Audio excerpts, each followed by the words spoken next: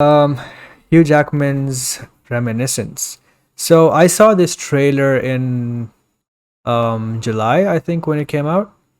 Um, the first teaser or first trailer, Yeah, whatever that was. I saw that one, and it really caught me by surprise. And I thought, why weren't they showing anything, with this movie? Because that's the first time I actually heard about it. And also it wasn't on the list of the day and date release announcements and all that. This movie was not on the list, but now it released day and date, like on HBO Max and in theaters. So this kind of came out of nowhere, and people started noticing it just last month when the trailer dropped and the poster. Obviously, it has Hugh Jackman and Rebecca Ferguson, but yeah, and the director is Lisa Joy, who was a writer on Westworld, and um, she wrote and directed this. So this is her feature debut. But you know, coming into this movie, people were expecting it to not be good because Warner Brothers didn't promote this movie at all. There's just one trailer and one poster. That's it. And this week we've been seeing some TV spots and all that on the YouTube channels, but there's literally no hype or buzz for this movie, and it looks really awesome from the trailers. So people were wondering why they, didn't build up anything for this movie, or they didn't, hype it up as much as, because it looked really good. It looked like a Nolan movie, looked like Inception, and all that stuff. So then I watched it last night, and, and I understood why. Because firstly, I thought that this movie, the first half, I was just really bored and kind of disappointed. And I thought I was just begging because I was interested in the world, and the plot that was going on was kind of boring, but everything else was good. The look was good. Obviously, you have Hugh Jackman, the story that was playing out, the concepts were good, but the way the story was being told in the first half of the movie, it was just kind of boring and very slow to me. But I like that. But still, in this movie, somehow it didn't work for me, and I was kind of disappointed. And I was just begging for the ending to be good. And then some twist happens at halftime or somewhere around that, and then I was like, oh, okay, now this got me interested. And after that, it was just going pretty well, and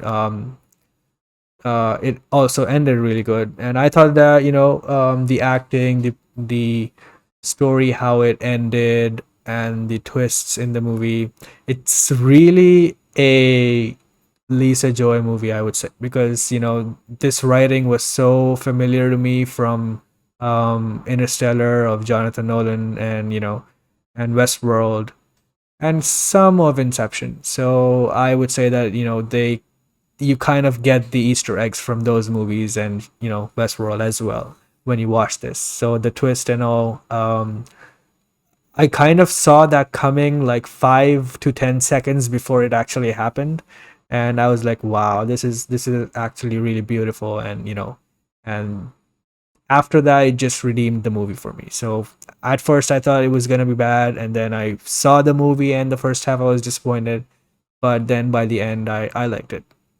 So, but yeah, I can see why the reviews are not really good, and why people don't like it as much. I can see why. It's some people get turned off really easily. Maybe they turned off the movie itself when they were getting bored and stuff. So who knows? But yeah, um, Becca asks, so it's not a slow burn movie like it shows. It is a slow burn movie, but I don't think that's in a good way. I think the movie should have had a strong opening or something to get you hooked, and then go into the slow mode, and then you do the twist and stuff. But I just thought that the first half was really boring, and even for me, I love sci-fi. I love all the concepts that were going on, and I love thrillers and mysteries and slow burns. I love that. but even I was just not that interested in that. So yeah, that was the first half though. So overall, I like the movie. I think by the end it redeems itself, and I would say the movie still has some flaws, but overall, I did enjoy it. I didn't regret watching it. Yeah, it's look, it has a $65 million budget, and it made 2 million domestically this weekend, this opening weekend, and 3 million internationally. And I think it came out. It's not like it came out limited in international markets. It came out in 48 markets, I think it was, and it only made 3 million. That's Yeah, bad. it's That's really definitely a bad. flop. This, this movie, like I don't know. Okay, so like I think if they marketed this movie a little bit better, brought in is Christopher Nolan's brother? Is he involved with this? Is that what I read as well? He's married to the Yes, director or the writer or something like Jonathan that. Nolan is also a executive producer, but I don't. No, I think he's a producer Yeah, on this, but I might be wrong. Maybe a yeah. producer or executive producer, but I saw his name in the credits. And I'm sure if you go into his IMDb, he's been on Yeah, Christopher Nolan movies before. he wrote Well, Interstellar. why didn't they do? Why didn't they do this? Why didn't they say from the writer of Interstellar or the producer of Inception, or why didn't they do this in the marketing? Maybe they It's just wanted, stupid. Lisa Joy to have her own, to stand on her own or something. I don't know. This, this is their first Yeah. movie, and I think she did a fine, okay job. But like the marketing for this movie was shocking. It was Yeah. terrible. They set this movie up to fail. They really did. Now I thought they released the trailer so late because it's a streaming movie as well. Let's just put it in people's minds now, really fresh. So then when it comes out, they'll watch it. But they didn't back this Yeah. movie at all. You have Hugh Jackman, who is famous, is a huge name as Wolverine, of course. Greatest Showman was a huge hit, had amazing box office legs. He's done his touring shows where he sings and dances and tells stories and stuff like that. So he's got a massive fan base, huge fan base, and they didn't eat into that whatsoever. They should have added into Christopher Nolan's brother. Westworld, the dynamic there. That's a pretty big hit show as well in its own right. They didn't do this whatsoever. They set this movie up to fail. 65 million budget has only made 5 million in its opening weekend. Absolute disaster. Terrible from Warner Brothers. I think it's the worst movie, like big movie in the pandemic era. Like of all the big movies, this has been Yep. the worst because they set up to fail. The marketing was shocking. It was terrible. Now I was watching some interviews with Hugh Jackman. He says what the hologram stuff that's in the movie. He could see that while he was acting. Really? That has never been done before. Yeah, that was real. So when he was looking at in the movie, you can look within people's memories, and it comes up in like a hologram. So a person is asleep; they're in this kind of tub of water, and there's all these kind of stuff connected to them. And if your Hugh Jackman is able to, he kind of owns the machine. He runs it. He's able to see the person's memories in front of him in hologram form. They could see that while they were acting on Wow. set. Apparently, that's what they said. And this has never been done before. This is new. This is new technology. They never brought that into the marketing either. They should have did a featurette, a behind the scenes featurette, with the trailer or a few other, just drop a few videos. Hugh Jackman put it up on his Instagram, stuff like that. I think it would have stood to it big time, this new technological advance in cinematic making. Why not? I It's just a missed opportunity. It really, really I is. just think that they saw the movie and then they decided that this movie probably would not be received well, by most people, and that's probably why they cut down on marketing. And you also notice that the runtime is 1 hour 55 minutes again? Oh, that seems to be the Yeah, trademark. That seems to be the trademark. yeah, Which is pretty annoying. Yeah, but like, just for people that don't know, all of the HBO Max day and date release seems to be all under 2 hours except the for some Suicide reason. Squad. Obviously, Um, James Gunn gets to except for keep the everything. Suicide. Uh, Yeah, he gets James Gunn got 100% say, and the one time the director gets all the say flops as well. So, not flops, but doesn't do as well. it Maybe did flop on could have. in the Uh, box office though. yeah, it's not. It's not been good. It's not been good. Yeah. But yeah, This movie, I thought, I know we were just talking about the marketing and stuff. Warner Brothers botched the marketing. I don't think they fully backed the director or the movie itself, which was a shame. I think if they did back it and they put in a big marketing campaign, this movie at the box office overall, I think it could have made not 60 million overall, maybe, but I think it could have made between 20 and 25 million by the end of its run if they really Yeah. marketed this. Opening weekend of They sold say, let's Justice say League. 8, 9, 10 million. This was easily sellable. Easily. Yeah, yeah. And if this made 8, 9, 10 million in its opening weekend, that wouldn't have been too bad. It would have dragged on to 20 million, 25 million. That would have been okay because then it was on HBO Max as well. You could make up a few excuses there, but they didn't back it whatsoever. But into the movie, I thought it was just reminded me of other movies that I've seen before. When they bring this kind of element into it, it was like the twists and the turns didn't like put my jaw on the floor or anything like that. Yeah. I could probably predict them if you said, "What do you think's going to happen next?" I could probably write down a few options and I'd probably get it Yeah. right. It wasn't mind blowing or anything. But in this world, there's been floods or the oceans have risen, and the people live in the top of buildings and stuff like that. What did they say in the movie? Kind of most of the earth is covered in water. That kind I of way, don't I think think. they even gave a reason for why that happened. Yeah, I was just going to say it would have been cool to learn more backstory to that, or how electricity is working Yeah. and stuff like that. How did they build? You know, and I thought from the trailers we would get some kind of cool Blade Runner 2049 shots or cyberpunk type, noir kind of shots like that. We didn't get too many of Yeah. those. I would have liked to have seen this world. How do people But live? How do people act? yeah. I didn't really But get that much. hearing the budget for the movie, just from what you just said, I think did it pretty well because it still felt like a big movie, but the budget is not over $100 million, right? So Yeah. I think they did a good job with utilizing the budget because it looked like a high end movie. Yeah, there's some brilliant shots Yeah, in the movie as well. but it's not as much No, as Blade Runner, obviously.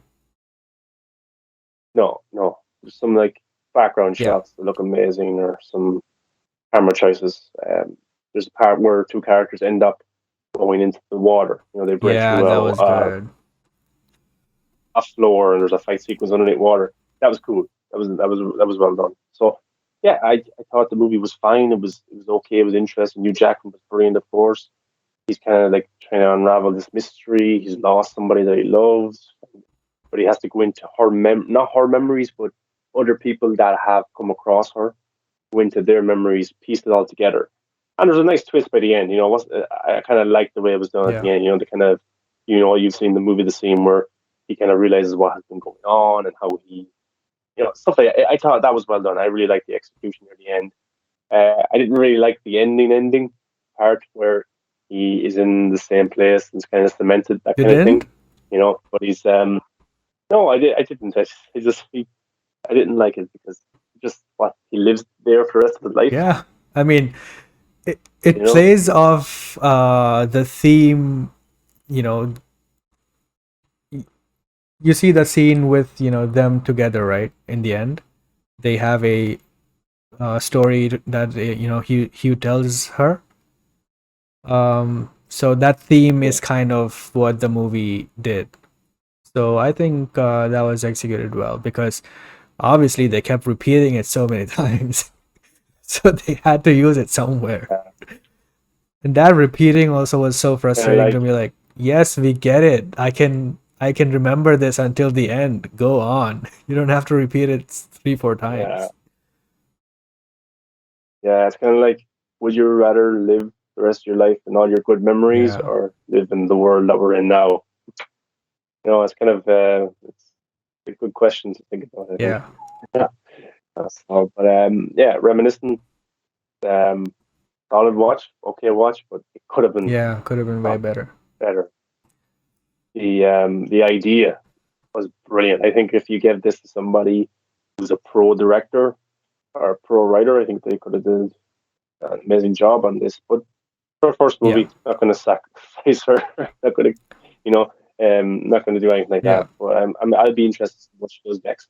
I Yeah, really for will. sure. I So mean, because like you said, the idea was great. this, So yeah, yeah, and this movie, Casey, who knows, it could find an audience. yeah, You know, it could be the Blade Runner, the original Blade Runner of our generation. Maybe I don't know. What I did like was the voiceover from Hugh yes, Jackman. I actually like that where he's yeah, walking through the streets or the buildings and there's water and stuff like that, and he's doing a voiceover. I did yeah. like that. I thought that brought something There was a cool very calming to it. John Wick type graphic novel type style to it, but visually it still felt like a Nolan movie, you know? It didn't feel like a graphic novel type Yeah, movie. So I think yeah. that could also have been changed a bit to make it more appealing in that genre. But yeah. Mm. If like the movie, it looks good, but say if you had somebody who's like a Denis Villeneuve or a Zack Snyder or a Larry Fawn as a cinematographer, like this movie could have been a movie where the story is really, really like it's interesting enough, but the shots are amazing. It just looks beautiful. I'm just watching a graphic novel or whatever on Yeah. screen. That would have added to it a lot. But yeah, Yeah, for sure. So, would you recommend this movie to anyone to watch it? yeah, like I'd say, like my mother likes Hugh Jackman. I put it on for her. I tell her to watch it. You know, I think if you're a Hugh Jackman fan, watch it. You know, no harm. Yeah. I think it's kind of it reminds me a little bit of the Little Things Oh, yeah. um, with Jared Leto and Denzel Washington and Rami Malek. Like not amazing story or anything like that, but the twist and the kind of mystery and the kind of what's going on stood to the movie while you're watching it. This was similar to Mhm. that, and this felt like a streaming movie, and the Little Things felt like a streaming movie, even though it had massive Yeah. stars in it. But I think if they had changed this to a HBO Max original, it'd be a little bit kinder to it. It would have been a little bit would have been better for the status of the movie than what it is right now is a 5 million box office failure. Yeah. You know, I think this could have done well for as a HBO Max original, and they marketed it a little bit better. I think it could have been watched. The Little Things was watched a Yeah. lot. I mean, at that time they didn't even have much content though. So maybe that had to do with it, but yeah, it had Jared Leto, so and Denzel Yeah, Washington. true. Yeah, but Hugh Jackman's a good big star in his Yeah. own right, so I'm sure he would have attracted a lot of people. So yeah, it's just a shame how they handled this movie. I think it's a failure from Warner Brothers' part, not really the director or the writers. Yeah.